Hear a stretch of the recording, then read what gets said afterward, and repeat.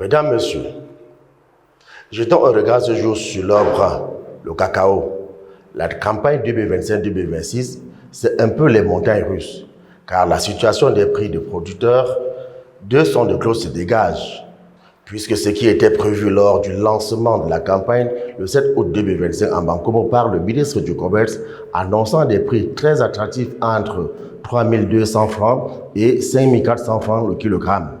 L'optimisme venait de la forte demande pour le cacao camerounais, reconnu cacao fin par l'ICCO, et les problèmes de météo en Côte d'Ivoire. Ce qui se passe vraiment sur le terrain par la suite, à 4 mois de la fin de la campagne qui se termine le 15 juin prochain, les prix bord champ restent bas.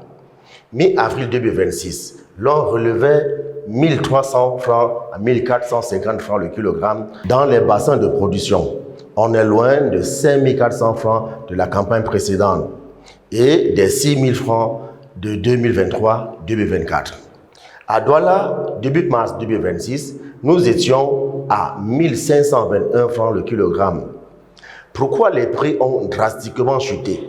Premièrement, l'offre mondiale en hausse. L'ICCO prévoit une augmentation de la production mondiale, surtout en Amérique latine, ce qui crée un excédent et tire les prix vers le bas. Deuxièmement, la correction après l'euphorie entre 2023 et début 2024. Les prix avaient explosé, 5 000, 6 000 francs le kilogramme. Depuis fin 2024, c'est la correction. Les prix sont redescendus à 2 000, 2 800 francs le kilogramme, selon les zones. Et le troisième point positif pour le Cameroun, c'est la qualité. Oui, la qualité est reconnue. Le cacao camerounais est maintenant classé cacao fin par l'ICCO, très prisé des grands chocolatiers pour son goût.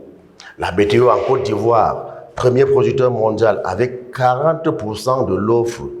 La Côte d'Ivoire annonce un déficit pluviométrique entre avril et novembre 2025.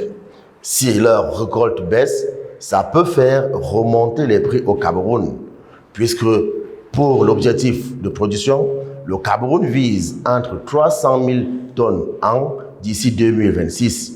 La production actuelle tourne entre 250 000 et 300 000 tonnes l'an.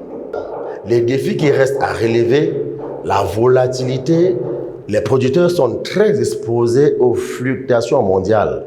Les limites structurelles liées au vieillissement des plantations, productivité modérée, trop d'exportation des fèves brutes sans transformation locale. De l'autre côté, les normes 2025. La filière doit s'adapter aux nouvelles normes, notamment européennes. En gros, après 2 années folles à 6 000 francs CFA, la campagne 2025-2026 est beaucoup plus dure pour les producteurs avec des prix sous 1500 francs CFA. Mais la qualité du cacao camerounais et le souci de la Côte d'Ivoire pourraient relancer les prix d'ici fin 2026. Il y a donc de l'espoir.